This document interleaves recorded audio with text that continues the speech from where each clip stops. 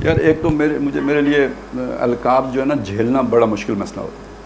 کہیں جاتا ہوں کوئی مفتی صاحب کہہ دیتا ہے, کسی محفل میں کوئی ڈاکٹر صاحب کہہ دیتا ہے, یا تو بندہ کوئی پیچھے لگا لے تو لوگ وہی کہتے ہیں. میں نے چونکہ لگایا نہیں تو پھر ہر بندہ اپنی مرضی سے کہتے ہیں. تو میں ہاتھ جوڑ کے لوگوں سے کہتا ہوں یار کچھ نہ لگاؤ. ایک جگہ پہ انہوں نے جناب ایک دفعہ ڈاکٹر کہا, میں نے کہا یار ڈاکٹر نہیں ہوں. پھر انہوں نے کہا جی ڈاکٹر صاحب. میں نے کہا یار میں کمپاؤنڈر بھی نہیں ہوں. تو نہ میرا شیخ برادری سے تعلق ہے نہ میں شیخ ہوں. تو مطلب وہ اس معنی میں بھی شیخ نہیں ہوں جس معنی میں عام طور پہ ہم صاحب عزت کے لیے استعمال ہے. بس ٹھیک ہے, ہم ایک نام ہے میرا, بس وہ کافی ہے. اور آپ کو ہر جو بھی غالب تہذیب ہے اس کے اندر یہ ایک شے نظر آئے گی کہ اس نے برقرار رکھنا ہے اپنی اقتدار کو, اسے گرنے نہیں دینا ہے. اور جو بھی زیر دست ہیں, غلام ہیں, پسے ہوئے ہیں, دبے ہوئے ہیں, مستضعفین ہیں, ان کے ہاں ایک ریزسٹنس کی تحریک آپ کو تاریخ انسانی میں ہمیشہ نظر آئے گی کہ جو یہ چاہتے ہیں کہ ان کے اوپر سے ظلم ختم ہو جائے اور وہ بالادست ہو جائیں.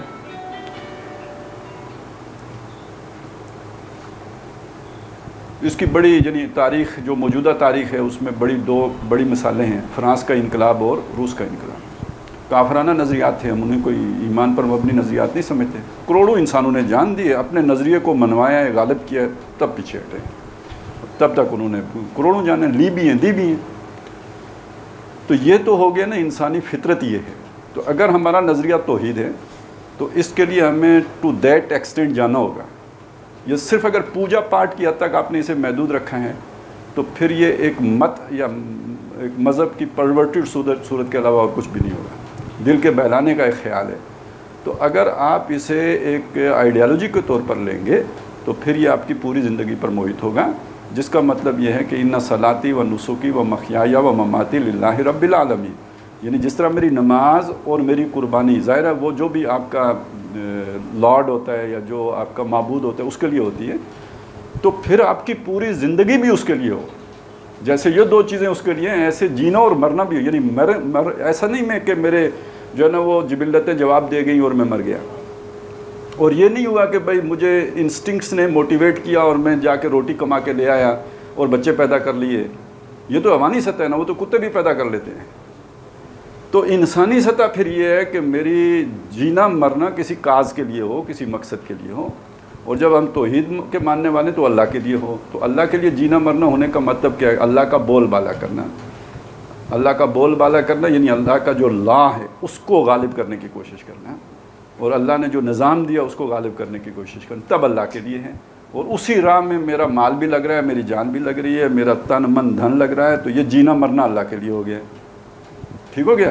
تو میں نے انسانی فطرت ہے اور اسی کی ترجمانی قرآن مجید نے کی ہے. جس کو یہ بات نہیں سمجھ آتی اس کی فطرت میں ہی مسئلہ ہے. تو پھر کیا ہم ان کو نہ دیں؟ نہیں, میں یہ نہیں کہہ رہا. دینا نہ دینا ایک علیحدہ مسئلہ ہے, لیکن پرابلم تو کہیں آپ کو آئیڈینٹیفائی کرنی ہے نا کہ اس کے پرابلم کہاں ہیں. یا تو عقل سلیم نہیں ہے, کیلکولیشن ٹھیک نہیں کرتا ہے, نتیجہ صحیح نہیں نکالتا ہے, یا فطرت پرورٹ ہو گئی ہے کہ وہ صحیح رخ پر اسے گائیڈ نہیں کر رہی ہے. تو یہ یعنی اس کی پیتھولوجی آپ کو معلوم ہونی چاہیے نا, کہ جس کو یہ بات سمجھ نہیں آ رہی. نہیں تو یہ تو بالکل کامن سینس کی بات ہے کہ جو آپ کی آئیڈیالوجی ہے اس کے لیے آپ جدوجہد کرتے ہیں. ساری دنیا کرتی ہے. یہ کوئی نرالی بات تو ہم نہیں کر رہے. لیکن سر اسلام کے دین کو ایز این آئیڈیالوجی قبول کیسے کریں گے پھر یہ لوگ؟ کیونکہ منوانا تو ہم نے ان کو ہے ایسن طریقے سے تبلیغ دے کے, ہمیں 600 بار بھی ان کا دروازہ کھٹکھٹانا پڑے تو ہم کھٹکھٹائیں گے. لیکن at the end of the day یہ عملی سوال ہے نا. پہلی تو نظری بات تھی کہ بھئی ہماری آئیڈیالوجی ٹھیک ہے یا نہیں ہے. ہم نے کوئی خواہ اپنے اوپر فرض لاد لیا ہے یا واقعی قرآن مجید نے ہمارے اوپر عائد کیا ہے. ٹھیک ہے, تو پہلی بات تو ہم نے مان لی کہ جی یہ واقعی ایک فرض ہے. اب مسئلہ یہ ہے کہ ہمیں تو سمجھ آ گیا ہے, اب دوسرے کو کس طرح سمجھانا ہے, یہی مسئلہ ہے. اسی سے متعلق میرا پہلے بھی آپ یہی کہنا چاہ رہے ہیں. تو سمجھانے کا عمل جو ہے نا سمجھنے کے عمل سے زیادہ مشکل ہے. پہلا مسئلہ تو یہ ہے کہ ہو سکتا ہے کہ میں ایک آئیڈیا میں بہت کلیئر ہوں, لیکن میں کلیئرٹی کے ساتھ اسے کنوے نہیں کر سکتا. جو بالکل ایک سیدھی سی بات ہے, وہ ہو سکتا ہے میری قوت بیانیہ یہ اتنا نہ ہو, اظہار ما فی الضمیر میں نہ کر سکتا ہوں. ایک مسئلہ تو یہ ہے. دوسرا مسئلہ یہ ہے کہ میں جس لیول پہ اظہار معافی ضمیر کرتا ہوں اس لیول پہ 4 بندوں کو تو سمجھ میں آتی ہے، 100 بندوں کو سمجھ میں نہیں آتی. ٹھیک ہے، مطلب عین ممکن ہے کہ ابھی میں نے جو بات پچھلی آپ کو سمجھائی آپ نے یوں سمجھ لی، یہ میں جا کے اپنے کسی اچھے بڑے پڑھے لکھے لوگوں کے سامنے یوں بات رکھوں تو ان کی سمجھ میں نہ آئے. ٹھیک ہے، یہ بھی امکان ہے کہ میرا اسلوب ٹھیک تھا نہیں تھا. پھر اس کے ساتھ خلوص اور اخلاص کا بھی ایک تعلق ہوتا ہے کہ میری بات میرے دل میں بھی خود اس کے ساتھ پوری طرح کمیٹڈ ہوں یا نہیں ہوں. وہ ایک غیر شعوری اثر جاتا ہے اس کے ساتھ. یعنی صرف فلسفیکلی آپ کی بات درست نہیں ہونی چاہیے، آپ کی کنوکشن بھی اس بات کے اندر وزن پیدا کرتی ہے. وہ ناپ تول میں تو نہیں آتا لیکن یہ کہ وہ میٹر ضرور کرتا ہے. ٹھیک ہو گئی، یہ بات بھی ٹھیک ہو گئی. تو اب اس معاملے میں دیکھیں، ہمیں یہ بتائے قرآن مجید ہماری یہ رہنمائی کرتا ہے، اس معاملے میں تمہارا کوئی اختیار نہیں ہے. کسی کو بات سمجھ میں آئے گی یا نہیں آئے گی اس میں تمہارا کوئی اختیار. ہاں، آپ اپنی سائڈ پہ کوشش کرو بہتر سے بہتر کرنے کی، اپنا اسلوب بدلنے کی. ایک بات کو کئی طریقوں سے کہو کہ آپ کو ہو سکتا ہے پہلا طریقہ آپ کا غلط ہو، اس کو اس لیے نہ سمجھ آئی ہو، دوسرا طریقہ اختیار کرو، تیسرا کرو، چوتھا کرو، 5واں کرو، 10واں کرو، 100 کرو. ایک پھول کا مضمون ہو تو 100 رنگ سے باندھوں. لیکن اس سب کے باوجود بھی آپ کا کوئی اختیار نہیں ہے کہ آپ دوسرے کو بات سمجھا دیں. اور یہ حضور سے کہہ دیا گیا، لیس لک من الامر شیء. ٹھیک ہے، یہ تو آپ کا اختیار ہے، وما علیک الا البلاغ، آپ کے ذمہ پہنچانا ہے. تو اس معاملے میں ہمیں بے قرار نہیں ہونا ہے، مضطرب نہیں ہونا ہے. استقامت اور تسلسل کے ساتھ اپنا عمل کرتے رہنا ہے. ٹھیک ہے نا. اور سمجھانا اللہ کا کام ہے، کسی کا دل پھیرنا اللہ کا کام ہے، یہ ہمارے بس کی بات نہیں ہے. اور یہ جو بات میں نے آپ سے کہی ہے اسے آپ پریکٹیکلی اگر دیکھنا چاہیں تو نوح علیہ السلام نے 950 سال سمجھایا. کوئی بندہ یہ چل میرے سمجھانے میں تو کوئی کسر ہو سکتی ہے، نوح علیہ السلام کے سمجھانے میں تو کوئی کسر نہیں ہو سکتی. ٹھیک ہے، ہو سکتے ہیں ہم کسی کو 2 دفعہ سمجھا کے تھک جائیں اور فتویٰ دے دیں کہ یہ تو پکا منافق ہے. ٹھیک ہے جی، پیدائشی دوزخی ہے، اس کو تو اب نہیں سمجھ، اس کو تو نہیں سمجھ آ سکتی. لیکن محمد الرسول اللہ نے صلی اللہ علیہ وسلم 13 سال مکے میں سمجھاتے رہے. کتنا بڑا شہر تھا وہ، پنڈی کے کسی محلے جتنا بھی نہیں تھا. ٹھیک، کتنا بڑا تھا وہ. یعنی ایک بندے کے پاس آپ سمجھ سکتے ہیں کہ وہ ہو سکتا ہے 20 دفعہ گئے ہوں، نہیں سمجھ آئی، 13 سالوں میں نہیں سمجھ آئی.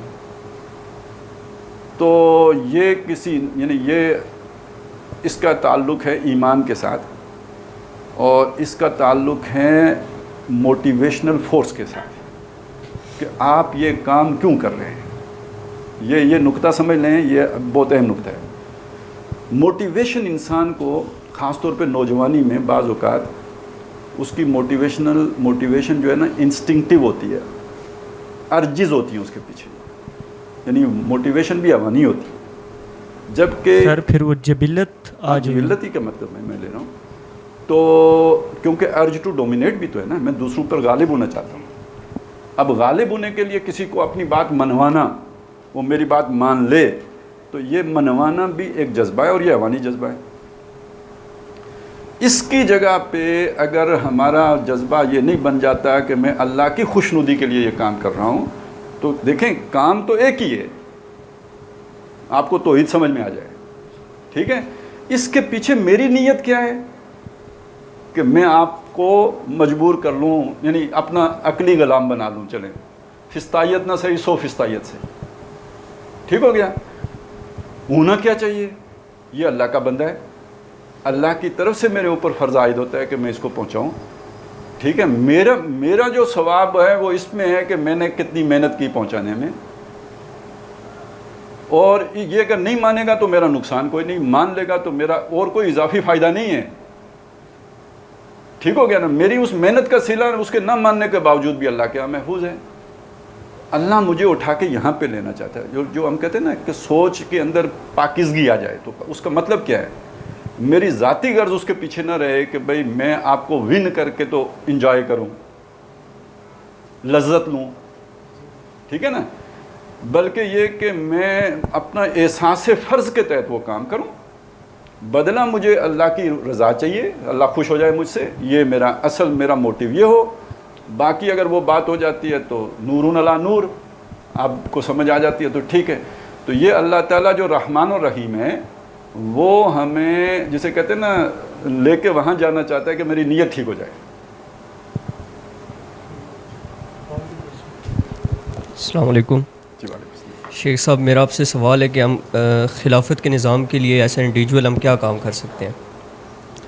اس حوالے سے یوتھ کو کچھ گائیڈ لائنس دے دیں آپ. جی شکریہ. دیکھیں پہلی بات تو یہ ہے کہ خلافت کے نظام کی خواہش ہمارے معاشرے میں موجود نہیں ہے. اگر کوئی یہ سمجھتا ہے نا کہ معاشرہ بالکل تیار ہے، پکے ہوئے پھل کی تیار ہے، بس بیچ میں حکمرانوں کی آڑ ہے، ان کو ذرا ہم ادھر کر دیں، فوجیوں کو ادھر کر دیں تو بس خلافت آ گئی، تو یہ بات غلط ہے، نہیں آئی. کیونکہ ہمارا معاشرہ خلافت قبول کرنے کے لیے تیار بالکل نہیں ہے. ہمارے معاشرے میں بے چینی ضرور ہے، ظالمانہ نظام کی بے چینی ہے، لیکن کسی دوسرے نظام کی کوئی کلیئرٹی موجود نہیں ہے. اور یہ ہماری وشفل تھنکنگ ہے جب ہم یہ سمجھتے ہیں کہ لوگوں کے دلوں میں اسلام کے جذبہ موجود ہے. ہمارے ملک میں آج بھی نمازیوں کی پرسنٹیج نکالیں تو 20% نہیں بنے، لیکن لوگوں سے پوچھیں اسلام چاہیے تو 90% کہہ دیں گے اسلام چاہیے. اس سے آپ سمجھ لیں بات کو. تو یعنی جب ہم کہتے ہیں نا ہم کام کرنا چاہتے ہیں تو پھر ہمیں مطلب تشخیص سب سے پہلے صحیح کرنی ہوگی. تو لوگوں کے اندر یہ ول پیدا ہو کہ میں یعنی ول کا مطلب کیا ہے میرا، صرف یہ نہیں کہ کوئی مرد از غائب آئے اور وہ آ کے خلافت نافذ کر دے اور میں بھی کہوں واہ ٹھیک ہے، بلکہ اس کا مطلب یہ ہے کہ اس خلافت کے لیے میں قربانی دینے کے لیے تیار ہو جاؤں. ایک ایسا معاشرہ جو قربانی دینے کے لیے اپنے نظام کے لیے تیار ہو جائے وہ تیار ہوتا ہے اسلامی نظام کو قبول کرنے کے لیے. وہ قربانی کا جذبہ ہمارے اندر سرے سے نہیں ہے. ہم کہتے ہیں قدم بڑھاؤ ہم تمہارے ساتھ ہیں، مگر یہ کہ ساتھ وات پیچھے مڑ کے دیکھتے کوئی نہیں ہوتا ہے، بندہ اکیلا ہی اٹک میں قلعے میں ہوتا ہے. تو اس لیے یعنی پہلی ضرورت تو یہ ہے کہ ہم سب سے پہلے میں یہ سمجھتا ہوں کہ کون بندہ خلافت کے نظام میں سچا ہے، اس کا ثبوت یہ ہوگا کہ جہاں اس کا اختیار ہے وہاں پہ وہ خلافت نافذ کرتے ہیں. ٹھیک ہے. اور یہ میں اپنے پاس سے نہیں نکال کے کہہ رہا ہوں، یہ اللہ نے فرمایا ہے قرآن مجید میں، سورۃ الحدید میں فرمایا آمنوا باللہ ورسولہ وانفقوا مما جعلکم مستخلفین فی. اللہ اور رسول پر ایمان لاؤ اور جن چیزوں پر اللہ نے تمہیں خلافت دے رکھی ہے ان کو خرچ کرو. تو اس کا مطلب یہ ہے میرے مال کے اوپر میری خلافت ہے، میری جان کے اوپر میری خلافت ہے. تو جہاں میری خلافت قائم ہے یہ ہاتھ تو میرے قابو میں ہے نا. اس پہ آصف زرداری کا حکم یا عمران خان کا تو نہیں چلتا ہے یا شہباز شریف کا تو نہیں چلتا ہے، اس پہ تو میرا حکم چلتا ہے. تو اس کا وہ استعمال ہو جو اللہ کے حکم کے تابع ہے. ٹھیک ہے. یہاں پہ میں اللہ کا وائسرائے بن کے اس ہاتھ کو استعمال کروں، آنکھ کان ہر میری صلاحیت اللہ کے حکم کے تابع ہو جائے. تو اس کا مطلب ہے میں خلافت کے معاملے میں سیریس ہوں. تو پہلی ضرورت تو یہ سمجھنے کی بھی ہے اور سمجھانے کی بھی ہے. دوسری بات یہ سمجھنے کی بھی ہے اور سمجھانے کی بھی ہے کہ یہ مطلب ہم جب اسے واقعی اجتماعی سطح پہ لے کے آنا چاہیں تو کبھی سیدھی انگلی سے نہیں نکلے گا. بالکل اس میں کلیئر رہیں، یہ کبھی بھی سیدھی انگلی سے نہیں نکلے. اگر تو بات نماز روزے کی ہوتی تو پھر تو آپ ہو سکتا ہے وہ 8-10 طارق جمیل صاحب ہوں تو انشاءاللہ تعالیٰ سارا پاکستان 100% نمازیوں پہ آ سکتا ہے. مطلب اگر یوسف یوحنا مسلمان ہو سکتا ہے، انضمام الحق نمازی ہو سکتا ہے، تو یہ ایکسٹریم بگڑے ہوئے لوگ ہوتے ہیں. وہ اگر سیدھے ہو سکتے ہیں تو کوئی اور بھی سیدھا ہو سکتا ہے. فرا گوگی بھی نمازی ہو سکتی ہے، کیا فرق پڑتا ہے؟ آپ کا بس ایک ذرا کیا کہتے ہیں اسے انٹریکشن ہونا چاہیے. لیکن اگر آپ کہیں کہ جی نظام عدل آئے گا، انصاف آئے گا، کرپشن ختم ہوگی، فلانا ہوگا، ٹنگڑا ہوگا، بھائی یہ کبھی کوئی نہیں مانتا. وہ کہتے ہیں نمازیں کتنی پڑھوانی ہیں، مدرسوں کے لیے چندہ کتنا چاہیے، مسجد میں اے سی کون سا لگوانا، یہ سب ہم کرنے کے لیے تیار ہیں کیونکہ ہم نے خوب حرام کمائے ہیں. اس میں سے کچھ اللہ کو رشوت دے کے اگر اسے ہم حلال کر لیں، منی لانڈرنگ کروا لیں. 2 طرح کی منی لانڈرنگ ہوتی ہے نا، ایک ملکی قانون توڑ کر، ایک یہ کہ کچھ صدقہ خیرات کر کے جو حرام مال ہے سارا وہ صفائی اس کی کروا لیں. تو یہ فیسیلیٹیٹر ہوتے ہیں پھر اس طرح کے لوگ کہ جی نماز پڑھ لو، عمرہ کر لو. عمرہ بھی ہماری کمپنی میں کرنا، ہماری کمپنی کو تھرو کرنا. تو اس طرح کے فیسیلیٹیشن جب آپ دیتے ہیں تو ٹھیک ہے لوگ نیک ہو جاتے ہیں آپ کے تصور کے مطابق نیک ہو جاتے. لیکن اگر آپ چاہتے ہیں کہ نظام عدل آئے، انصاف آئے اور خدا کی سروری مانی جائیں، تو پھر یہی لوگ آپ کو فرعون بن کے پڑھتے ہیں. ان میں اور فرعون میں پھر فرق کوئی نہیں رہتا. تو جب آپ اس مرحلے پہ جائیں گے تو پھر آپ کو قربانیاں دینی پڑیں گی, پھر آپ کو جانیں دینی پڑیں گی, پھر آپ کو یعنی صرف دعوت و تبلیغ سے کام نہیں ہوتا, اس میں پھر آپ کو لاٹھیاں کھانی پڑتی ہیں, آنسو گیس جھیلنی پڑتی ہے, انقلاب لانا پڑتا ہے. جیسے کہ ایران میں ہوا, 70,000 لوگ مرے ہیں نا, تو پھر خمینی صاحب فرانس سے واپس لوٹے ہیں. تو یہ تو اسی طرح ہوتا ہے, یہ ٹیڑھی انگلی سے ہوتا ہے جی, یہ سیدھی انگلی سے نہیں ہوتا. تو یہ سمجھانا, دیکھیں یہ سمجھائے بغیر اگر آپ کسی کو وہ خلافت کا سبق پڑھائیں گے نا, تو وہ ایک ایسی بات ہے کہ جیسے آپ نے کوئی ایک ٹیکا لگا دیا کسی کو, اب وہ گھومے جا رہا ہے, اسے سمجھ نہیں آ رہا دروازہ کدھر ہے, تو کبھی اس دیوار کو ٹکر مار رہا ہے, کبھی اس دیوار کو ٹکر مار رہا ہے. تو ڈائریکشن ہے نہیں, اور چارج وہ پورا ہوا ہے, تو ساتھ ڈائریکشن بھی دکھانی پڑتی ہے کہ یہ اس طرح ہو. السلام علیکم شیخ صاحب, میرا سوال یہ ہے کہ جب تک خلافت آئے گی تب تک ٹائم لگے گا اور قربانیاں لگیں گی, لیکن فی الحال اس سچویشن میں ہم اپنا کیا پولیٹیکل اسٹیٹمنٹ رکھیں, کیا ہمارا موقف کیا ہونا چاہیے یہ پولیٹیکل پارٹیز کے بارے میں, کس کو ووٹ دینا چاہیے, کیسے ہمیں چوز کرنا چاہیے کسی کو, تو اس کے حوالے سے ذرا گائیڈ کر دیجیے. جی شکریہ. یار ایک تو میرے لیے القاب جو ہے نا جھیلنا بڑا مشکل مسئلہ ہوتا ہے. کہیں جاتا ہوں کوئی مفتی صاحب کہہ دیتا ہے, کسی محفل میں کوئی ڈاکٹر صاحب کہہ دیتا ہے, یا تو بندہ کوئی پیچھے لگا لے تو لوگ وہی کہتے ہیں, میں نے چونکہ لگایا نہیں تو پھر ہر بندہ اپنی مرضی سے کہتے ہیں. تو میں ہاتھ جوڑ کے لوگوں سے کہتا ہوں یار کچھ نہ لگاؤ. ایک جگہ پہ کوئی انہوں نے جناب ایک دفعہ ڈاکٹر کہا, میں نے کہا یار ڈاکٹر نہیں ہوں. پھر انہوں نے کہا جی ڈاکٹر صاحب, میں نے کہا یار میں کمپاؤنڈر بھی نہیں ہوں.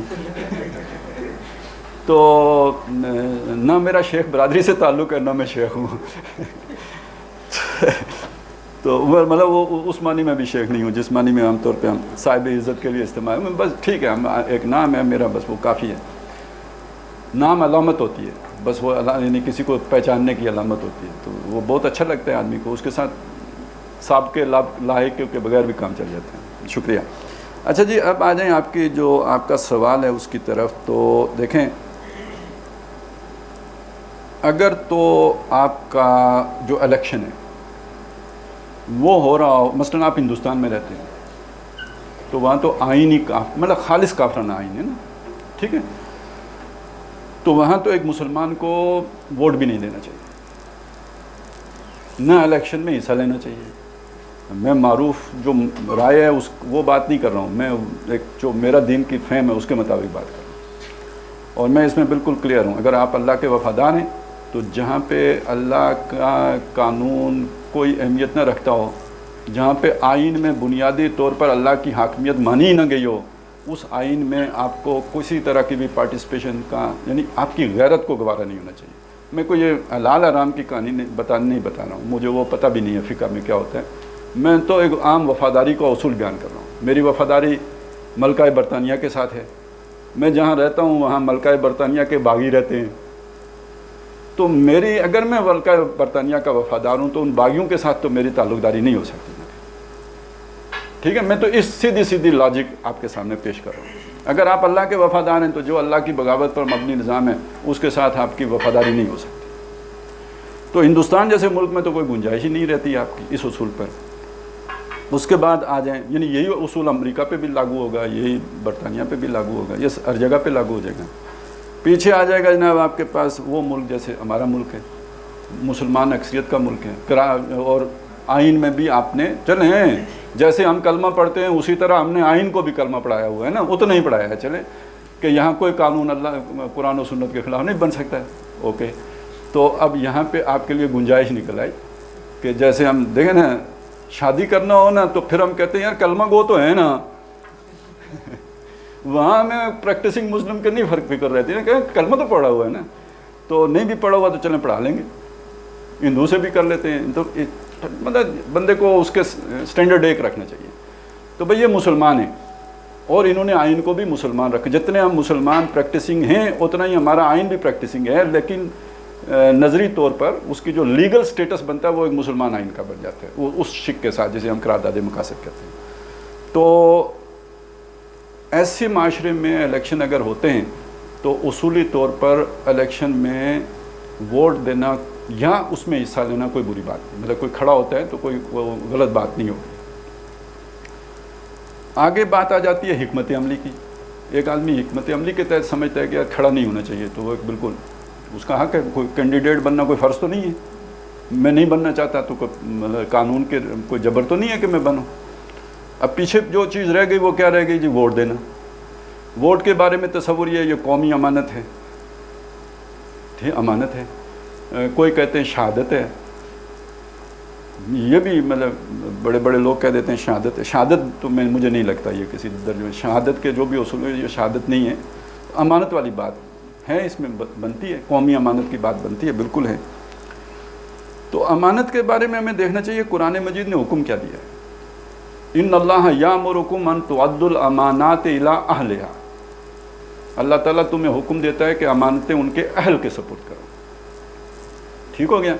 جس کا مطلب یہ ہے کہ میں تھوڑی سی اس پہ نقطہ آپ کے سامنے رکھ دیتا ہوں. یہ جو دفعہ 62-63 ہے جس میں وہ صادق اور امین کا لفظ آتا ہے اور وہ پھر بدنام ہو گیا ہے، اور بہت سارے لوگ یہ بات کہتے ہیں یار صادق اور امین تو صرف حضور کے لیے ہے، کسی اور کے لیے اس لفظ کا استعمال ہی غلط ہے. تو اصل میں آئین کی اسپرٹ سمجھ لیں. آئین کی اسپرٹ یہ نہیں ہے کہ جس کو آپ نے صادق امین کہا ہے تو وہ حضور جیسا صادق و امین، یہ مطلب نہیں ہے. نہ ہی اس کا یہ مطلب ہے کہ ہر شخص صادق امین ہے. مطلب اس کا اصل میں یہ ہے کہ ایک آدمی کا کذب ثابت نہ ہو، جھوٹ بولنا اس کا ثابت نہ ہو، اور ایک آدمی کی بددیانتی ثابت نہ ہو، تو ہم کنسیڈر یہ کریں گے کہ وہ صادق امین ہے. اصل اسپرٹ یہ ہے آئین کی. یہ نہیں ہے کہ آپ نے اسے کہہ دیا کہ تم صادق و امین ہو. ہم نے مانا کہ یہ صادق و امین ہے، اس لیے مانا کہ ہمارے اس کا جھوٹا ہونے کا کوئی ثبوت ہمارے پاس نہیں ہے، اس لیے ہم نے مانا کہ اس کا بددیانت ہونے کا کوئی ثبوت ہمارے پاس نہیں ہے. تو پہلی شرط تو یہ ہوگی نا پھر کہ بھائی وہ صادق اور امین ہو، اس معنی میں جو معنی میں نے آپ کے سامنے رکھے ہیں، اس معنی میں نہیں جس معنی میں ہم حضور کے لیے صادق اور امین کا لفظ استعمال کرتے ہیں. تو پہلی شرط تو یہ ہے کہ وہ صادق و امین ہو. دوسری شرط یہ ہے کہ وہ جس منصب کے لیے آپ اسے منتخب کر رہے ہیں اس کا اہل ہو. یعنی ہم عام طور پہ MP بناتے ہیں، MNA بناتے ہیں. تو MP یا MNA بننے کا بنیادی مطلب کوئی ترقیاتی کام کرانا نہیں ہوتا. بنیادی کام تو اس کا قانون سازی ہے. مقننہ کا رکن بنے گا نا، لیجسلیچر کا رکن بنے گا نا. تو اسے اگر قانون کی نو ہو یا نہ ہو تو نااہل کو بنا رہے ہیں نا پھر. ٹھیک ہو گیا؟ اگلی چیز اس میں یہ بھی آئے گی کہ بھائی چونکہ یہاں کوئی قانون قرآن و سنت کے خلاف نہیں بن سکتا تو تھوڑا بہت اسے کم از کم بسم اللہ شریف یا کم از کم قل ہو اللہ احد تو آتی ہو نا اسے. اچھا ویسے آپ کو پتہ ہے یہ وہ جو مجسٹریٹ ہوتا ہے یا جو بھی وہ جو جج ہوتا ہے، جب یہ جاتے ہیں نا اپنے کاغذات نامزدگی جمع کرانے کے لیے جاتے ہیں، وہ ان سے سنتا ہے، کچھ نہ کچھ سنتا ہے. وہ ان سے کوئی سورت سنے گا، کوئی کلمہ سنے گا، کچھ نہ کچھ سنتا ہے کہ بھئی کتنا کچھ انہیں آتا ہے یا نہیں آتا ہے. تو یہ بالکل کامن سینس کی بات ہے کہ ایک ایسی لیجسلیچر کہ جس میں شریعت کے مطابق قانون سازی ہونی چاہیے تو اسے کم از کم کوئی قل ہو اللہ احد تو آتی ہو نا. تو دوسری چیز یہ ہوگی. اچھا جی، یعنی معروف معنی میں وہ بدماش نہ ہو، معروف معنی میں وہ کرپٹ بندہ نہ ہو، معروف مشہور جو ہے نا وہ جھوٹا فراڈیا نہ ہو. یہ تو ایک بات ہو گئی. ساتھ یہ چیز ہو گئی کہ اسے کچھ نہ کچھ مطلب لاجک بھی ہو، یعنی قانون سازی کامن سینس کم از کم رکھتا ہو، لیگل سینس رکھتا ہو. چلیں، اس سے اگلی بات یہ ہے کہ وہ کچھ نہ کچھ تھوڑا بہت شریعت کی معلومات بھی رکھتا ہوں. اگلی بات یہ ہو جائے گی جناب کہ اس کو اس کے اندر اس کے عقائد کی حد تک، میں یہ نہیں کہہ رہا ہوں کہ اس کے عمل کی بات نہیں کر رہا ہوں، اس کے عقائد کی بات کر رہا ہوں، کوئی خلاف شریعت اس کا نقطہ نظر نہ ہو. مطلب وہ یہ سمجھتا ہو کہ جی پردے کی ضرورت ہی نہیں ہے، وہ یہ سمجھتا ہو کہ سود آج کے دور میں حرام ہی نہیں ہے. تو یہ تو بالکل خلاف شریعت بات ہے نا، اس طرح کی چیز نہ ہو. اور یہ تو بڑی ایکسٹریم کی صورت ہو جائے گی کہ وہ سمجھتا ہو کہ شریعت کی سزائیں جو ہے نا وہ وحشیانہ ہیں. ٹھیک ہو گیا؟ تو اگر ایسا کوئی بندہ ہے تو آپ نے اسے، وہ اہل نہیں ہے پھر اس چیز کا. آخری بات یہ ہے کہ وہ خود تو ان ساری چیزوں میں پورا اترتا ہے لیکن کسی ایسے جماعت کا حصہ ہے جس جماعت کے منشور میں خلاف اسلام باتیں ہیں. تو اب اگر آپ اسے اسٹرینتھن کریں گے تو در حقیقت اس جماعت کو اسٹرینتھن کریں گے. تو یہ بھی اس کی نااہلیت کے لیے ایک جواز بن جائے گی. موٹی موٹی باتیں میں نے رکھی ہیں، باریکی میں جائیں تو اور بھی ہو سکتی ہیں. یہ آپ وے کر لیں بندے کو. آپ کے حلقے میں کوئی ایسا بندہ کھڑا ہے تو یہ اس امانت کا اہل ہے، آپ اسے ووٹ دیں، کوئی غلط بات نہیں ہوگی. اور اگر اس معیار پر کوئی پورا نہیں اترتا پھر کیا کرنا چاہیے؟ ٹھیک ہے، مطلب میری لاجک تو یہ کہتی ہے کہ یہ قومی امانت تھی، اس قومی امانت کا کوئی حقدار نہیں ہے، تو جب تک کوئی حقدار نہیں آتا یہ امانت میرے پاس ہے. ٹھیک ہے، میری لاجک تو یہ کہتی ہے. لیکن یہاں پہ جو پریکٹیکل لاجک ہے جو لوگ لے کے آتے ہیں، جو الیکشن میں حصہ لیتے ہیں، وہ کہتے ہیں یار دیکھو آپ کے پاس آپ کا ووٹ رہ جائے گا تو ہو سکتا ہے زیادہ برا آدمی منتخب ہو جائے، لہذا کم برے آدمی کو ووٹ دے دو. مطلب دو آدمی ہیں، ایک آدمی کی توند جو ہے وہ 1.25 فٹ ہے، دوسرے کی 1.5 فٹ ہے، تو یہ 1.5 فٹ والا زیادہ کھائے گا، 1.25 فٹ والا کم کھائے گا، تو 1.25 فٹ والے کو دے دو. میرا تجربہ یہ ہے کہ جب آپ 1.25 فٹ والے کو دیتے ہیں تو 5 سال کے بعد اس کی 1.25 فٹ ہوتی ہے. تو اس کا مطلب ہے جو اس نے 6 انچ اپنی توند بڑھائی ہے وہ میرے ووٹ کی طاقت سے بڑھائی ہے، تو اس کی توند حرام کی بڑھانے میں، حرام چربی میں اضافہ کرنے میں میرا عمل شامل ہو گیا ہے. تو میں یہاں بھی یہ رائے رکھتا ہوں کہ اگر اہل بندہ اس معیار پر پورا اترتا بندہ نہیں ہے تو ووٹ نہیں دینا چاہیے. اور یہ فریب ہے جب آپ سمجھتے ہیں کہ میں نے کم برے کو ووٹ دیا. وہ کم برا نہیں ہوتا، وہ کم برا اصل میں اس وقت تک تھا جب تک اسے چانس نہیں ملا تھا. وہ دوسرا چونکہ پہلے ہی سے اس کے منہ لتھڑا ہوا تھا، اس کے پاس طاقت بھی تھی، ووٹ کی طاقت، جمہوریت بہترین انتقام ہے، تو وہ اس کے پاس پہلے موجود تھا لاٹھی جس سے وہ انتقام لیتا رہا ہم سے، لہٰذا وہ زیادہ حرام خور ہو گیا. اور اس سے چونکہ چانس نہیں ملا تھا، یہ ابھی چھوٹا حرام خور ہے. اور جب ہم نے اس کو ووٹ دے کے بنا دیا تو اگلے دفعہ تک انشاءاللہ تعالیٰ یہ جائے گا سائیکل پہ، نکلے گا مرسیڈیز پہ. تو اس کو یہاں سے اٹھا کے، یعنی نگیٹو رخ پہ یہاں سے اٹھا کے یہاں میں نے ترقی دی، تو ظاہر ہے اس کے گناہوں میں پھر میں شریک ہوں. تو کم از کم میں تو یہ رسک لینے کے لیے تیار نہیں ہوں کہ کسی ایسے بندے کو ووٹ دوں. نتیجہ اس کا کیا ہے کہ 1988 سے لے کے 2022 تک مجھے کوئی بندہ نہیں ملا جس کو میں ووٹ دوں.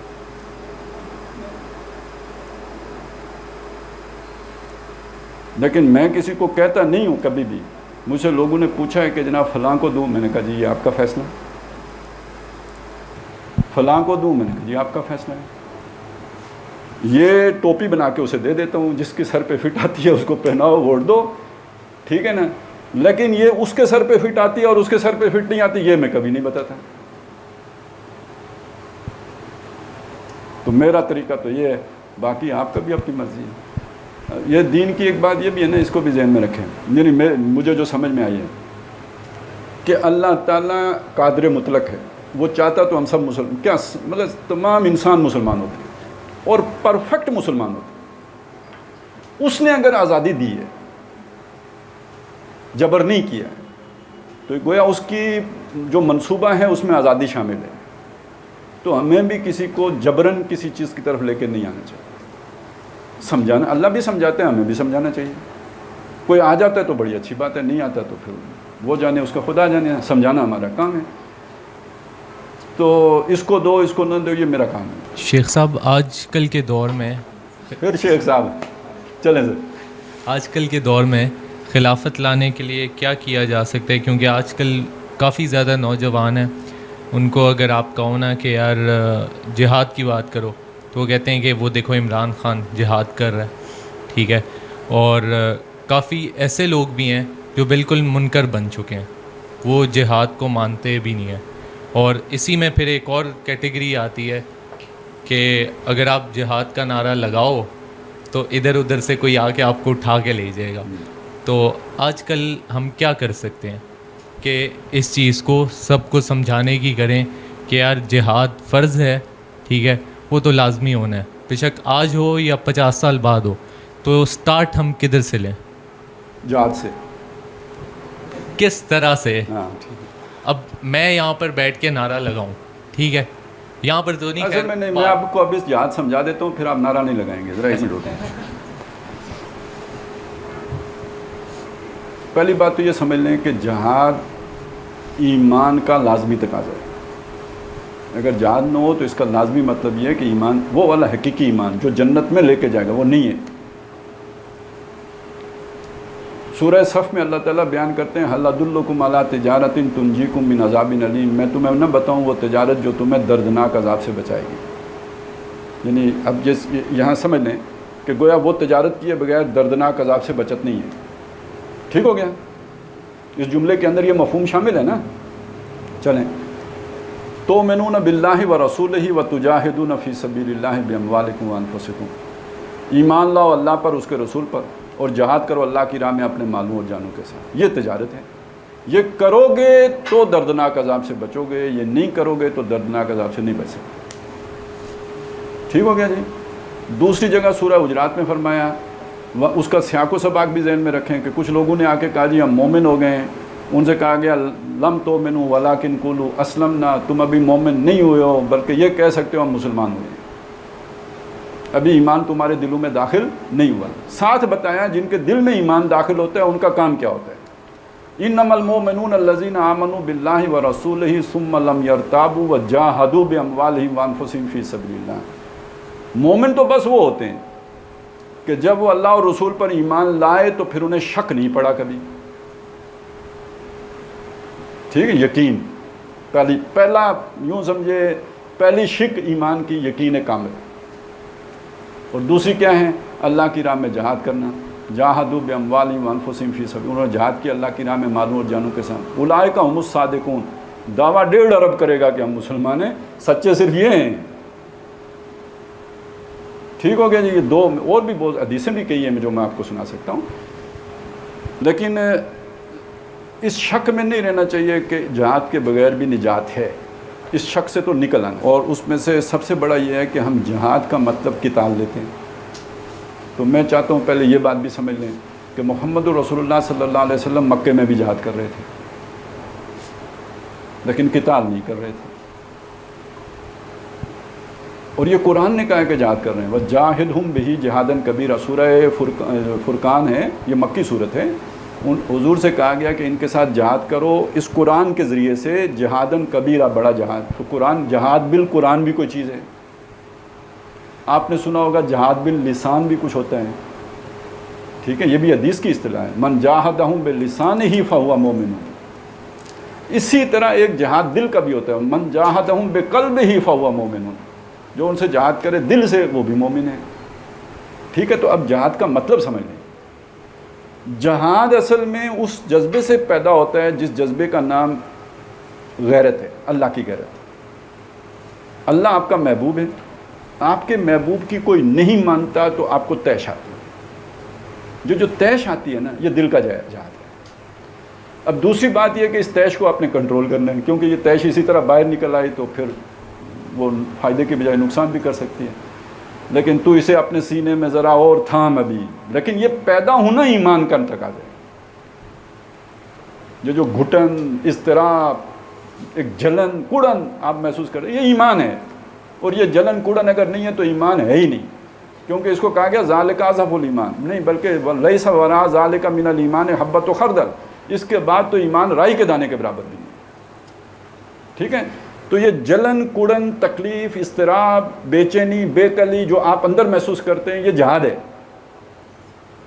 रात को आपको नींद नहीं आती, इसी पेचोताब में रातें बसर हो रही होती, ये क्या हो गया, वो क्या हो गया, क्यों हो गया, मतलब ये ईमान की अलामत है। और ये अगर नहीं है, आप चैन की बांसुरी बजा रहे हैं, तो ये बेईमानी की अलामत है।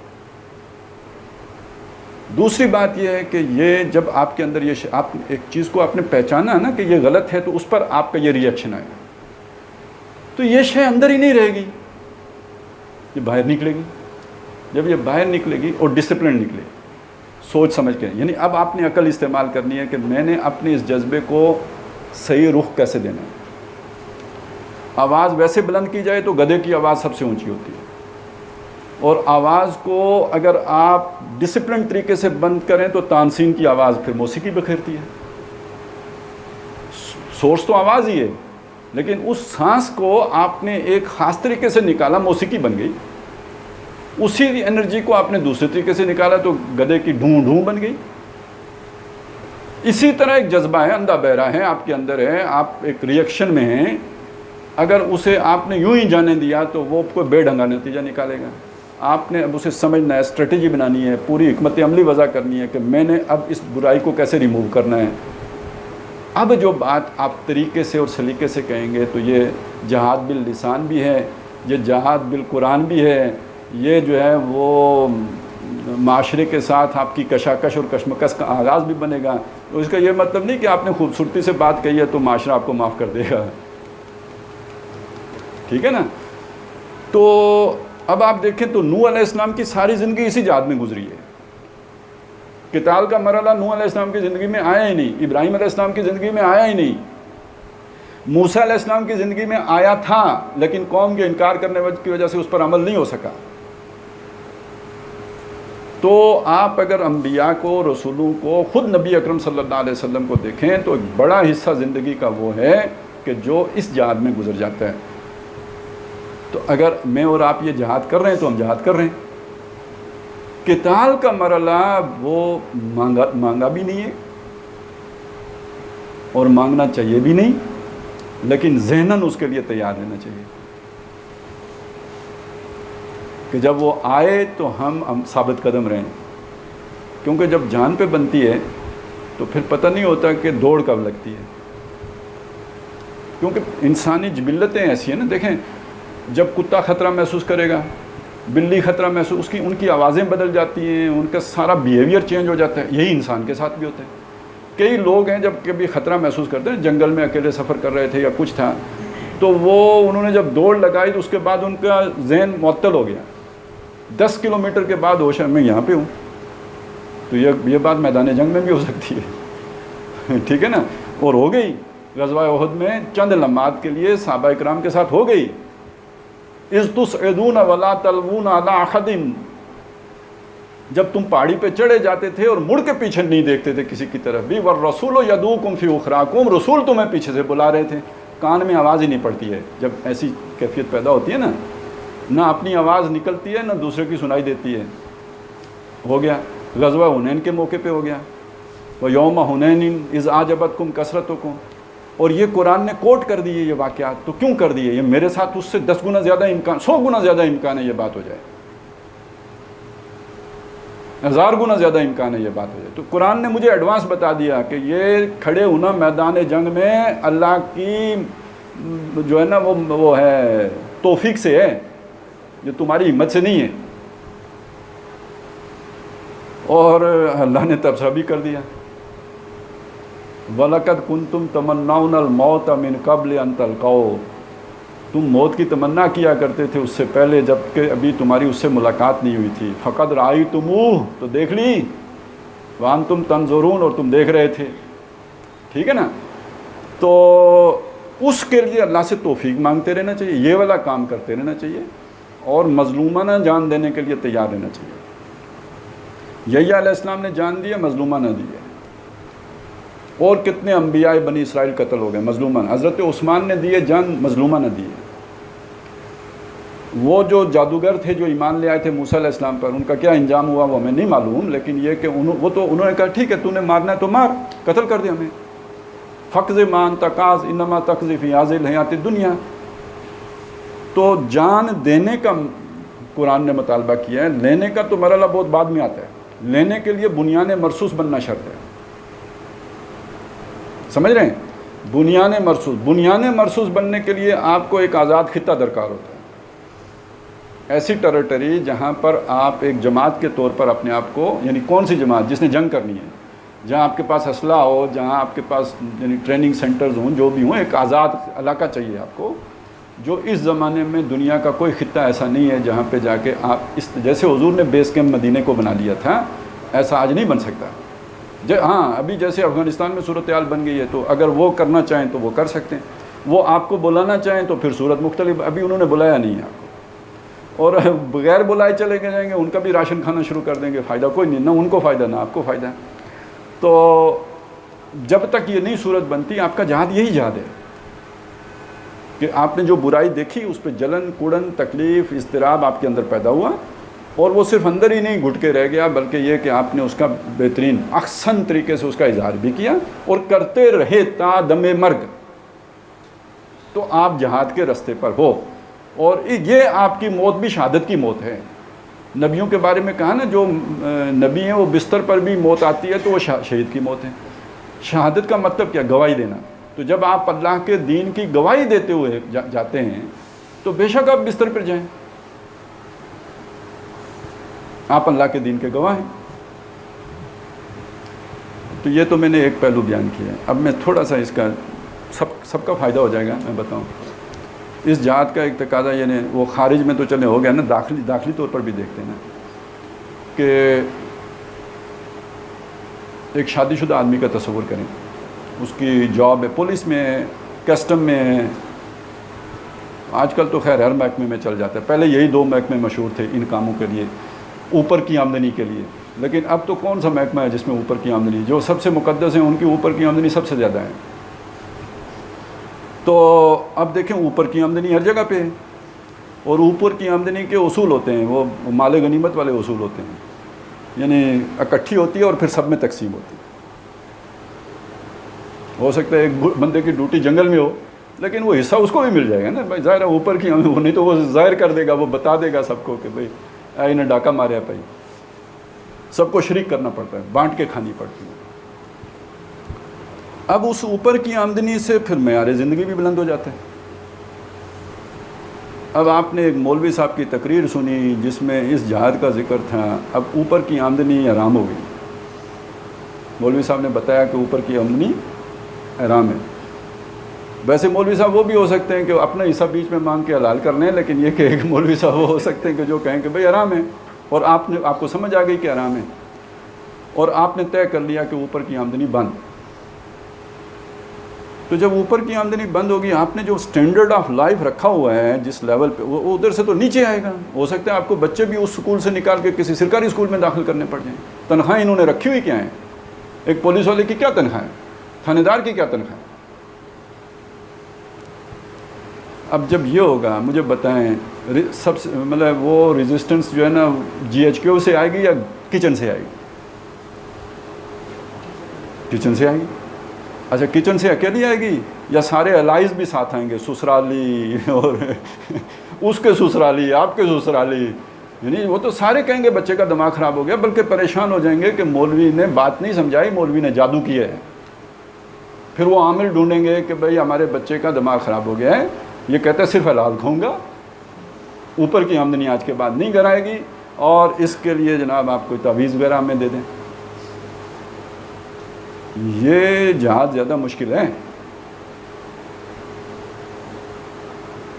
ٹھیک ہے نا، یہ جہاد زیادہ مشکل ہے۔ اور آپ اب چلیں نبی صلی اللہ علیہ وسلم کے دور میں، اس جنگ والے جہاد سے پہلے سب کو یہ جہاد کرنا پڑا، سب کو گھر سے ریزسٹنس ملی ہے یا نہیں ملی، خود حضور کو ملی یا نہیں ملی، ابو بکر کو ملی یا نہیں ملی، عثمان کو ملی یا نہیں ملی، کون سا صحابی ہے جسے گھر سے ریزسٹنس نہ ملی؟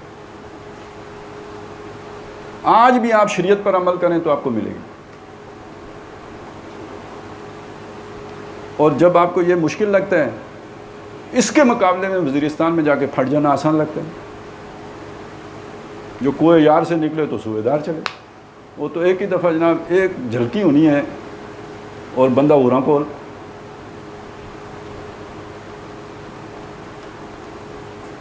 تو اللہ ادھر آپ کو پکانا چاہتا ہے، تیار کرنا چاہتا ہے، آپ کا ٹیمپرامنٹ جو ہے نا وہ چیک کرنا چاہتا ہے۔ پھٹنے کی بات نہیں ہے، یہ سلگنے کی بات ہے، یکدم بھڑکنے کی بات نہیں ہے، یہ دھیرے دھیرے سلگتے رہنے کی بات ہے، یہ جہاد ہے۔ السلام علیکم، جزاک اللہ خیر سر، آپ یہاں پر آئے ہمارے لیے بہت شکریہ آپ کا۔ سر سوالات تو کافی سارے ہیں لیکن میں تھوڑے سے کر دوں گا، باقی جتنے آپ کو مناسب لگیں ٹائم کے مطابق کر دیجیے گا۔ سر ایک تو یہ کہ ابھی جس طرح بات چل رہی تھی کہ ہم غیر ملکی ریاستوں میں، غیر اسلامی ریاستوں میں سیاست میں حصہ نہیں لے سکتے، تو سر جس طرح جیوز نے ادھر لابنگ وغیرہ کی ہے، تو اگر جس طرح رجل المؤمن کا بھی تو ذکر آتا ہے نا قرآن میں، جس نے اس کی کابینہ میں رہتے ہوئے اس طرح کے گراؤنڈ بنایا کہ پھر اس کے ساتھ عوام ہو گئی اور پھر اس نے بعد میں اعلان کر دیا، تو کیا اگر کوئی باہر سیاست اس طرح کرتا ہے تو وہ جائز نہیں ہوگی؟ اور سیکنڈلی یہ کہ سیکنڈلی نہیں، اچھا سیکنڈلی بعد میں، اصل میں مجھے وہ بھول جاتا ہے، ٹھیک ہے، اتنا میں اب حاضر دماغ نہیں رہا ہوں۔ دیکھیں چیزوں کو صحیح طرح سے نا جب ہم سمجھنے کی کوشش کریں، خود کوئی چیز ہمارے سامنے آئی ہے تو سوال یعنی خود سوال پیدا کر کے اس کو سمجھنے کی کوشش کرنی چاہیے، ٹھیک ہے؟ یہ میں اس لیے نہیں کہہ رہا ہوں کہ میں آپ کے سوال پہ ناراض ہوا ہوں، میں اس لیے کہہ رہا ہوں کہ آپ کو سیکھنے کا صحیح یعنی ایک ڈائریکشن مل جائے۔ اب اس چیز کو سمجھ لیں، آپ کے ذہن جو آپ نے ذہن میں رکھ کے سوال کیا وہ پتہ کیا ہے کہ بھئی اس وقت حکمران ہیں یعنی وہ عوان ہیں، اس میں بھی چلا جاؤں، تو میں یہ کہوں میں الیکشن میں حصہ لے کے میں بھی وہاں پہ پہنچ جاؤں. اچھا جو آپ نے مثال دی وہ پتہ کیا ہے, بندہ پہلے سے وہاں پہ تھا اور وہ مسلمان ہو گیا, ٹھیک ہو گیا. اب اگر آپ نے یہ بات جج کر لی ہے, یہ اسے پوری طرح سمجھ گئے ہیں, تو اب آپ نے جو مثال دی ہے وہ غلط ہو گئی یا نہیں ہوگی؟ میری بات کی سمجھ آئی ہے یا نہیں آئی؟ تھوڑی سی مشکل بات ہے. ٹھیک ہے, چلیں اس وقت بس اتنا سمجھ لیں کہ وہ جو مومن آل فرعون تھا نا, وہ جب کافر تھا تو اس دربار کا حصہ تھا, یعنی MNA تھا, یعنی وزیر تھا, سینئر وزیر سمجھ لیں, ٹھیک ہے, وہ پہلے سے تھا. جب دربار میں موسیٰ علیہ السلام گئے ہیں, انہوں نے دعوت اپنی پیش کی ہے, تو وہ شخص ایمان لے آیا, لیکن اس نے ظاہر نہیں کیا, چھپا کے رکھا. اس نے موسیٰ علیہ السلام سے پوچھا بھی نہیں ہوگا, ٹھیک ہے. اب یہ اس کا اپنا ذاتی اجتہاد ہے, یہ شریعت نہیں ہے, ٹھیک ہو گیا. چلیں اس نے نہیں چھپا کے جو بھی کہا, جو بھی ہوا, لیکن جب اس نے دیکھا یہ موقع ہے بات کرنے کا, تو پھر اس نے کوئی عہدے کا خیال نہیں کیا, اپنی زندگی کا خیال نہیں کیا, اپنے مستقبل کی فکر نہیں کی, کیریئر کو داؤ پہ لگایا, جو بات تھی تفصیل سے کہہ دی. ٹھیک ہو گیا جی. اب اس چیز کو ایک ایسے آدمی پر اپلائی کرنا کہ جو جیسے میں اور آپ ہیں, یا جیسے کوئی بھی ہماری پولیٹیکل پارٹی ہے, کہ وہ یہ چاہتی ہے کہ وہ بھی فرعون کے دربار میں پہنچ جائے, تو یہ تو پہلے سے مسلمان ہے نا. ایک آدمی کا وہاں پہ مسلمان ہو جانا ایک علیحدہ بات ہے, اور ایک آدمی کا ادھر سے جا کے ادھر گھسنے کی کوشش کرنے ایک علیحدہ بات ہے. تو موسیٰ علیہ السلام نے جا کے یہ تو نہیں کہا نا کہ مجھے وزیر بنا دو. اگر موسیٰ علیہ السلام ایسی بات کہتے تو پھر تو گنجائش نکلتی. اب کلیئر ہو گیا, ٹھیک ہے. اب اگلی بات یہ سمجھ لیں کہ آپ کی دعوت کے اندر اگر وزن ہے, استدلال مضبوط ہے, آپ کی کریڈیبلٹی ہے, لوگ سمجھتے ہیں کہ آپ مذہب کو اپنی سیاست چمکانے کے لیے نہیں استعمال کر رہے, بلکہ آپ ایک داعی ہیں, ٹھیک ہے. آپ کی بات اکراس دا بورڈ سب لوگ سنیں, یہ پارٹی بھی سنے گی, وہ پارٹی بھی سنے گی, پیپلز پارٹی بھی سنے گی, نون لیگ بھی سنے گی, وہ کیا ہے کاف لیگ بھی سنے گی. یہ اصل میں یہ ایک ہی کیٹیگری ہوتی ہے نا, کاف لیگ, تحریک انصاف, یہ ادھر یوں ہو جاتے ہیں. یہ بھی سارے سنیں گے, فواد چودھری صاحب بھی سنیں گے, اور رحمان ملک مرحوم بھی سنیں گے جب زندہ تھے. تو ہو سکتا ہے کہ ان میں سے کسی کے دل میں آپ کی بات اثر کر جائے, وہ لگا رہے اسی دھندے میں لائیں, کسی موقع پر اس کا اندر پھوٹ کے باہر آ جائے, تو پھر وہ والی مثال بالکل ایگزیکٹ ہو جائے گی. اور اس کا امکان ہے, ہوتا ہے. اگر سعید انور بدل سکتا ہے تو کوئی وزیر بھی بدل سکتا ہے, ٹھیک ہے نا. کرپشن میں دیکھیں, کرپشن دو طرح, ایک اخلاقی کرپشن ہوتی ہے, ایک مالی کرپشن ہوتی ہے. تو اخلاقی کرپشن میں جتنے کھلاڑی گرفتار ہوتے ہیں نا, اتنے سیاستدان نہیں گرفتار ہوتے. ایک تو ینگ ہوتے ہیں, اوپر سے حسین و جمیل, شکل سے نہیں حسین و جمیل ہوتے, باڈی وائز حسین و جمیل ہوتے ہیں, ایٹریکٹیو باڈی ہوتی ہے, مسلز ہوتے ہیں, طاقتور ہوتے ہیں. تو جن سے مخالف کے لیے بڑی کشش ہوتی ہے ان کے اندر, اور وہ اس میدان میں تو پھر مطلب سمجھ نہیں ہوتی ہے, رنگینیاں سے بڑی ہوتی ہیں ان کی زندگی. تو اگر وہ بدل سکتا ہے تو مالی کرپٹ بندہ بھی تو بدل سکتا ہے, ٹھیک ہے. یہ آپ یعنی اسلام کی جو طاقت ہے, طاقت پرواز, وہ کسی کو بھی متاثر کر سکتے ہیں. لیکن جب آپ ایک پوزیشن کے لیے اپنے آپ کو لے کے بیچ میں آ جاتے ہیں, تم ہٹو میں بیٹھوں گا, تم وزیر خزانہ نہیں میں وزیر خزانہ بنوں گا, تو یہ اب بن جاتی ہے کشمکش آپ کی اور اس کی پرسنالٹی. اس سے دین ڈیمیج ہوتا ہے, فائدہ نہیں ہوتا. اچھا سر, پچھلے دنوں آپ کی ویڈیوز دیکھی جس میں آپ نے کہا کہ پارلیمانی نظام ہونا چاہیے, مطلب یہ ڈیریل نہیں ہو سکتا. پھر اسی طرح آپ نے کہا آئین کے بارے میں یہی بات کہی, اور اسی طرح پھر صدارتی نظام کی بھی آپ نے کہا کہ اگر صدارتی نظام آئے گا تو یہ بھی آئین کے اور گرائے بغیر نہیں آ سکتا. تو سر یہ دو تین باتیں وہی ہیں جو جمہوریت میں ہوتی ہیں. تو ان کے ہوتے ہوئے مطلب ایک سائڈ پہ آپ انیشیلی یہ بات کر رہے ہیں, دوسری سائڈ پہ انیشیل ہی ہماری انقلابی جد و جہد ہے. تو یہ ان دونوں کو ہم سائڈ بائی سائڈ کیسے چلائیں گے؟ سر ایک بندہ ہے, اس کا ایکسیڈنٹ ہوا ہے ابھی باہر, تو میں یہ نہیں کہوں گا کہ اسے کلمہ پڑھاؤ, کیا پتہ وہ عیسائی ہو. میں پہلے یہ کہوں گا اسے ہاسپٹل پہنچاؤ, اسے فرسٹ ایڈ دینی ہے, یہ کہیں مر نہ جائے, اس کا سی ٹی اسکین کرانا ہے, کتنی چوٹیں ہوئی ہیں, ٹھیک ہے. پہلے اس کا علاج کرائیں گے. جب وہ آنکھ کھولے گا, ٹھیک ہو جائے گا, پھر اسے کہیں گے بھائی کلمہ بھی ہوتا ہے, اللہ بھی ہوتا ہے, رسول بھی ہوتے ہیں, آخرت بھی ہوتی ہے, فرشتے بھی ہوتے ہیں, کتابیں بھی ہوتی ہیں. یہ ساری بات کی باتیں ہیں. تو جب ہم اس وقت ہمارے ملک کو اگر ایگزسٹنس کا مسئلہ ہو تو پہلے تو ہم اس کے دفاع کی سوچیں گے نا, اسلام کی بعد میں سوچیں گے. میری اپنی جد و جہد, میری اپنی کاوش, میری ساری محنت وہ تو ہوگی اسلام کے لیے, لیکن جب جو کچھ ہو رہا ہوگا اس کو تو بھی تو میں دیکھ رہا ہوں نا.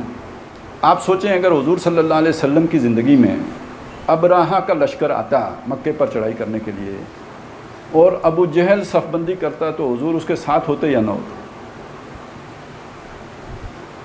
سمجھ رہے ہیں میری بات؟ دیکھیں اصل میں یعنی یہ جو ہمارا دور ہے نا, اس میں ایک مسئلہ یہ آیا ہے کہ ہمارے ہاں یعنی سائنس کی بہت وہ اہمیت بڑھی ہے. مضامین سارے سائنٹیفک مطلب سائنس اس کی اتنی اہمیت ہو گئی کہ ہر بچہ وہی پڑھتا ہے. دوسرا مسئلہ یہ ہے کہ ہم اپنی زبان سے کٹ گئے. انگلش میڈیم اسکول کھلے تو زبان سے کٹ گئے. اس میں بچوں نے رٹنا شروع کر دیا تو ان کے اپنا تھاٹ پروسیسنگ جو ہے نا وہ صحیح رخ پہ نہیں پروان چڑھ سکے. صرف اتنی بات سوچئے کہ نماز سے زیادہ اہم بات تو کوئی نہیں ہے. اللہ کے نبی نے یہ بتایا کہ 7 سال کی عمر میں بچے کو نماز سکھاؤ, جس کا مطلب یہ ہے یار کہ 7 سال تک تو اسے آزاد رہنے دو, اسے الف بات تاسا کے چکر میں نہ ڈالو. مطلب اس اپنا کھل جو بھی اس کو بیچارے کو کچھ ذہن اپنا جس طرح بھی چلتا ہے تقلیدی ذہن ہی ہوگا, لیکن یہ کہ وہ بہت کچھ سیکھ رہا ہوتا ہے. تو جب آپ اسے 4 سال کی عمر میں رٹے پہ لگا دیتے ہیں اور ایک ایسی زبان جو اس نے ماں باپ سے نہیں سنی, ABCD, تو یہ اس سے زیادہ بری تقلید ہے کہ جس میں مطلب وہ ایک میکینزم بن جاتا ہے اس کے دماغ کا کہ جو رٹے کی طرف تو جاتا ہے, جسے کہتے ہیں نا کنسیپچول نہیں ہوتا, اس کے تخیل کی پرواز ماند پڑ جاتی, وہ ابسٹریکٹ چیزوں کو سمجھنے سے قاصر رہ جاتے ہیں. یہ جتنے بھی یہ ہمارے یہ والے مضامین ہیں جیسے آپ نے یہ سوال کیے ہیں, ان کا تعلق ہے اصل میں کانسیپٹس کے ساتھ, اور کانسیپٹ جو ہوتے ہیں ان میں گرے ایریا بہت ہوتا ہے. سائنس کی طرح یہ بلیک اینڈ وائٹ نہیں ہوتی, ٹھیک ہے نا. سائنس بلیک اینڈ وائٹ ہوتی ہے, یا یہ چیز سفید ہے یا یہ چیز کالی ہے. جبکہ جتنے بھی یہ جو انسانی معاملات ہیں اس میں گرے ایریا بہت زیادہ ہوتا ہے, نہ چیز بالکل وائٹ ہوتی ہے نہ بلیک ہوتی ہے. تو اسی سے یہ بات سمجھ لیجئے کہ یہ والا جو معاملہ ہے خاص طور پر کہ ایک ریاست ہے اس میں اسلام نہیں ہے, تو میری جد و جہد تو اسلام کے لیے ہے.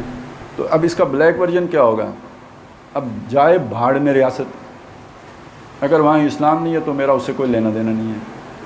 لیکن اگلا مسئلہ یہ ہے کہ بھائی ایک ورس صورتحال پیدا ہو جائے گی کہ آج اگر آپ کے آزاد ملک کی حیثیت ختم ہو جاتی ہے, یہاں پہ کوئی غیر قوم آ کے حاکم بن جاتی ہے, تو آج کم از کم آپ کسی کو یہ تو کہتے ہو کہ سورہ اخلاص سناؤ, نہ سنا سکے ایک علیحدہ بات ہے, لیکن یہ کہ اگر یہاں پہ منموہن سنگھ بیٹھا ہوا ہو یا کوئی لارڈ مکالے بیٹھا ہوا ہو تو اس کو تو آپ یہ بھی نہیں کہہ سکتے نا. سمجھ رہے ہیں میری بات؟ یعنی پھر آپ کو ایک درجہ نیچے اتر کر پہلے آزادی کی جدوجہد کرنی پڑے گی, پھر آزادی کے بعد سوال پیدا ہوگا کہ اب یہاں پہ ہم نے جمہوریت لانی ہے یا کیا لانا ہے, یا اسلام لانا ہے یا کیا, ٹھیک ہے نا. تو اسی طرح یہ اس بات کو بھی سمجھ لیں کہ ایک مسئلہ ہے آئین کے اوپر عمل درآمد کا, اور دوسرا مسئلہ یہ ہے کہ اس وقت جو آئین بنا ہوا ہے اس کی پوزیشن کیا ہے. تو میرا تصور, ہو سکتا ہے میں غلط ہوں اپنے تصور میں, لیکن میری پرسیپشن یہ ہے کہ ہمارے آئین کے اندر کچھ چیزیں ایسی ہیں جو نہ مغرب کو اچھی لگتی ہیں نہ ہمارے اپنے بڑے طبقات کو اچھی لگتی ہے. یہ آپ اگر پرانا لٹریچر پڑھیں گے 1947 میں جب قرارداد مقاصد پاس ہوئی تھی, حالانکہ وہ کوئی آپریٹو کلاز میں نہیں رکھی گئی تھی, محض پرنسپل کلاز میں تھی, یعنی اس کی کوئی قانونی حیثیت نہیں تھی. لیکن اتنی بات پر بھی امریکہ نے نہیں, روس نے نہیں, ایک ممبر اسمبلی نے فلور آف دا ہاؤس یہ بات کہی تھی کہ آج ہم مہذب دنیا کو منہ دکھانے کے قابل نہیں رہے. وہی اکبر نام لیتا ہے خدا کا اس زمانے میں. تو جب یہ 1973 میں یہ اصل میں بہت ساری چیزیں, جب اللہ کوئی کام کرنے پہ آتا ہے تو کئی فیکٹر جمع ہو جاتے ہیں.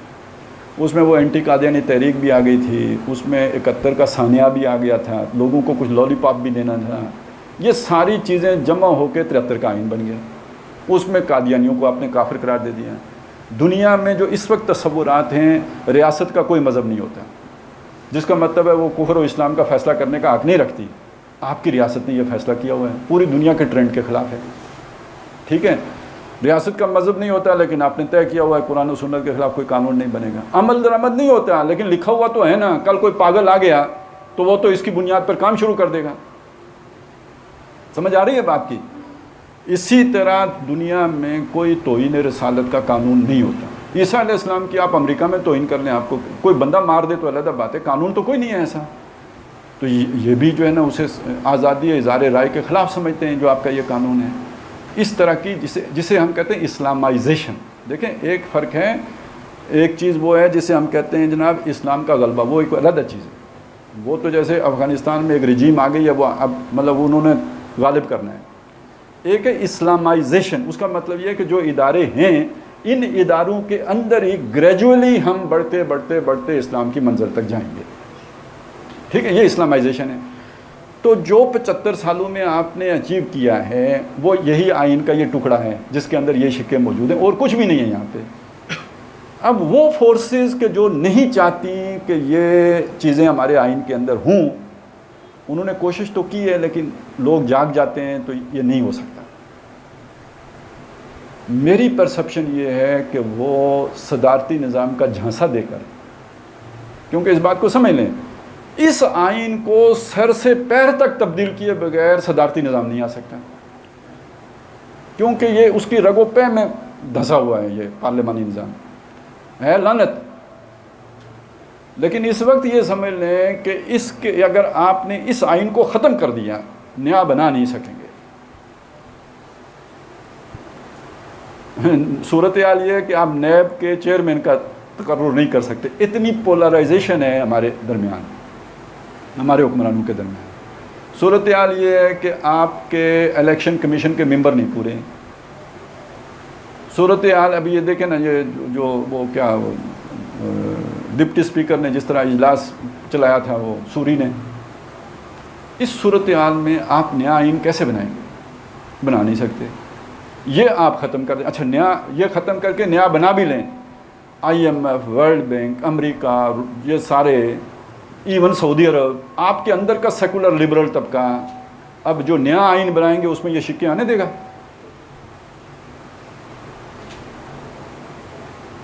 ٹھیک ہے. تو ان جو گیون سچویشن ہے اس کو دیکھتے ہوئے بندہ کہتا ہے کہ بھائی ٹھیک ہے ابھی یہی ٹھیک ہے. یہ لڑکی حجاب نہیں لے رہی لیکن 70 تو اس نے ڈانپا ہوا ہے نا. آپ حجاب کے چکر میں یہ کپڑے بھی اتروا دو گے تو پھر تو دوسرے بھی نہیں ملیں گے اس کو. تو بعض چیزیں وہ ہوتی ہیں کہ جن کو آپ حکمت عملی کے اعتبار سے ان کے بارے میں کوئی رائے دے رہے ہوتے ہیں، وہ آپ کی آئیڈیل رائے نہیں ہوتی. آئیڈیل رائے وہی ہے جو ہماری ہے. لیکن اب میں نے آپ کو یہاں تک کہہ دیا کہ بھائی میں نے 88 سے لے کے آج تک ووٹ نہیں دیا ہے. ٹھیک ہے، یہ وہ آئیڈیل بات ہے. لیکن آپ نے اگر یہ آئین ختم کر دیا تو نیا نہیں بنا سکیں گے، اور اگر بنائیں گے تو اس میں اسلام نہیں ہوگا. تو اس لیے یہ آئین کی تکلیف ان کو ہے تو رہنے دیں. پھر وہ ختم کریں تو اس کا الزام ان پر آئے. وہ ہم ہی زور لگا کے صدارتی نظام کے چکر میں وہ ختم کرا دیں تو یعنی یہ تو پھر مستقبل میں ہماری بیوقوفی کے کھاتے میں لکھا جائے گا کہ مولوی اتنے احمق تھے کہ ان کو ایک بندہ آ کے صدارتی نظام کا چکمہ دے کر سارا آئین معطل کروا کے تو انہیں پتہ ہی نہیں لگا.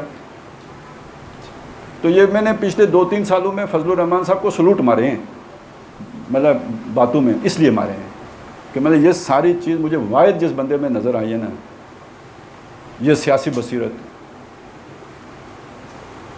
سیکولروں سمیت، وہ مولانا فضل الرحمان. تو اس لیے مارے.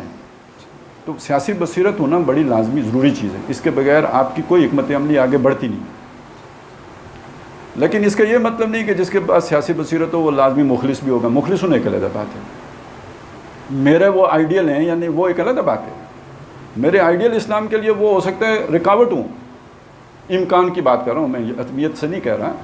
لیکن آپ کے اندر یہ کوالٹی کہنا چاہیے مجھے، ہونا چاہیے کہ آپ کو ایک آدمی اچھا نہ بھی لگتا ہو تو اس کی اچھی بات آپ اچھی کہہ سکیں، اس کی مثبت بات کو آپ مثبت کہہ سکیں. یہ باتیں ہماری زبان پہ ہوتی ہیں لیکن کرنا مشکل ہوتی ہیں. ہم تو یہ بھی کہتے ہیں نا، give the dual is due. میں پہلے کافی سوال کر چکا ہوں لیکن میرا خیال ہے یہ سوال سب بھائیوں کو بھی بڑا اشتیاق ہوگا. پچھلی مرتبہ آپ نے سر بتایا تھا کہ افغانستان کی صورتحال وہ نہیں ہے جو کہ میڈیا بتا رہا ہے، تو آپ بتا رہے تھے کہ آپ کے روابط وغیرہ ہیں اور آپ نے بتایا کہ کس طرح انہوں نے تنخواہیں ادا کر دیں اور یہ تو اب اس سے ورسٹ صورتحال میڈیا بتا رہا ہے. تو ابھی کہ آپ کے پاس کچھ رپورٹس ہیں کہ ادھر کیا صورتحال ہے؟ نہیں، تازہ ترین تو مجھے نہیں معلوم، لیکن جہاں تک میرا خیال یہ ہے کہ میڈیا تو آج بھی اپنے ایجنڈے کے تحت صحیح نہیں بتا رہا. میرا یہ بھی خیال ہے کہ پاکستان کی صورتحال بھی میڈیا صحیح نہیں بتا رہا. ٹھیک ہے نا، یہ جو معاشی ابتری یقیناً ہے، لیکن جس طرح یہ کہہ رہے ہیں نا کہ IMF کے پاس جانے بغیر کوئی چارہ نہیں ہے اور یہ نہیں ہے اور وہ نہیں ہے، یہ در حقیقت یہ ایجنڈا ہے، یہ ایجوکیشن ہو رہی ہے. یہ مجھے اور آپ کو تیار کیا جا رہا ہے کہ بھائی IMF کے علاوہ کوئی چارہ نہیں ہے. یہ سیاسی لیڈروں کو بھی تیار کیا جائے. ہمارے سیاسی لیڈر بھی بصیرت سے محروم ہی ہوتے ہیں اکثر و بیشتر. تو اب دیکھیں یہ بات فضل الرحمان صاحب کی سمجھ میں آتی ہے نہیں، آ گئی تو شاید وہ نواز شریف کو سمجھا لیں یا زرداری کو سمجھا لیں تو پھر فائدہ ہو جائے. نہیں تو یہ چلے گئے نا IMF کے پاس تو موت ہے. لیکن یہ موت ہے وہ شوگر والی موت. ایک موت ہوتی ہے ہارٹ اٹیک والی موت، آنن فانن ایکسیڈنٹ والی موت. یہ IMF والی جو موت ہے نا، یہ شوگر والی موت ہے. ان کے پاس اور بھی، یعنی یہ دیکھیں نا، میری بات سنیں، اگر یہ انسان کے پتر بنے تو یہ آئیں نا لوگوں سے کہیں بھائی ٹھیک ہے ہم بھی آج کے بعد یہ پروٹوکول عیاشیاں فلانی ٹنگڑی سب بند کرتے ہیں. AC ہمارے دفتروں میں بھی نہیں چلیں گے، کسی سرکاری دفتر میں نہیں چلے گا. یہ کون سے کوئی مطلب چاند سے اتری ہوئی مخلوق ہے؟ انہیں کل جیلوں میں بند کریں تو بغیر AC کے بند ہو جاتے ہیں نا. ہم بھی نہیں کریں گے. جنرل صاحبان بھی 1300 cc سے اوپر گاڑی نہیں رکھیں گے. ٹھیک ہے، پیٹرول ہم 500 روپے کر دیتے ہیں، جو لے سکتے ہیں تو لے، تو باقی بہتر میٹرو ہم نے چلا دی ہے نا، کیوں چلائی ہے؟ اس میں ہم دے رہے ہیں آپ کو 30 روپے میں سہولت دے رہے ہیں، اس میں ہم خرچہ بھی برداشت کر رہے ہیں، تو بیٹھو میٹرو پہ. پہلے خود قربانی دیں، لوگوں سے ڈیمانڈ کریں. تو آپ کو کیا ضرورت ہے؟ یعنی ایک زرعی ملک ہے، اس کے اندر پیداوار بھی ہے، یعنی کوئی کنگلے ہم سری لنکا کی طرح تو نہیں ہے نا بالکل ہی. اصل میں تو ہماری لیکیج بہت زیادہ ہے، کرپشن میں بھی پیسہ بہت جاتا ہے، لیکن کرپشن سے زیادہ عیاشیوں میں جاتا ہے. آپ ذرا AC صاحب کا دفتر تو دیکھو یار، اس کی ٹور تو دیکھو. تو یہ نظام بنایا تھا انگریز نے، کچھ لوگوں کو اتنا اوپر کر دو کہ باقی لوگ نیچے رہ جائیں، تاکہ وہ اس اوپر ہونے کی وجہ سے ہمارا فرما بردار رہے، وفادار رہے. اسی سے تو یہ ساری خرابی پیدا ہوتی ہے. تو یہ سادگی کی طرف آ جائیں، یہ کام کریں، ہمارے اپنے وسائل کافی ہو جائیں گے. تھوڑے دن تلخ یعنی کڑوے گھونٹ ہوں گے. آخر بھٹو نے کہا تھا گھاس کھائیں گے ایٹم بم بنائیں گے، تو گھاس کھانے کی نوبت نہیں آئے گی، ملک چل لے گا. اچھا، اگلی بات یہ ہے کہ جن کے ہوتے ہیں نا، یعنی یہ ہمارا ہی مفاد ہے امریکہ کے ساتھ، یا امریکہ کی بھی کوئی ضرورت ہوگی یہاں پہ؟ ہمارا ہی مفاد ہے چائنا کے ساتھ، یا چائنا کی بھی کوئی ضرورت ہوگی؟ تو جب آپ 6 مہینے کے لیے، سال کے لیے، 2 سال کے لیے دکھا دیتے ہیں اپنا آپ کہ بھائی ہمیں کسی کی کوئی غرض نہیں ہے، تو پھر لوگ خود آتے ہیں کہ یار نہیں، اس طرح نہیں جیا جا سکتا، بندے کو کچھ اپنا خیال کرنا چاہیے. پھر دوسری طرح کی ٹیمیں آ جاتی ہیں جو ہمارے پاس 60s میں آئی تھی، ایوب خان کے پاس آئی تھی، وہ آ جاتی ہیں پھر. اور ابھی آپ دیکھیے گا 6 مہینے، سال کے اندر اندر طالبان کے پاس آنا شروع ہو جائیں گے. جب دنیا گلوبل ولیج ہے تو کوئی بھی علاقہ اگر لاکڈ ہو گیا ہے تو دنیا کا نقصان ہو رہا ہے نا. تو وہ اسے کھولنے کی کوشش کریں گے تو مذاکرات پہ آئیں گے، تو پھر کچھ دیں گے تو پھر مذاکرات ہوں گے نا، ایویں ہی ہوں گے. اچھا، آپ کے ساتھ میں اور بھی بیٹھتا ہوں.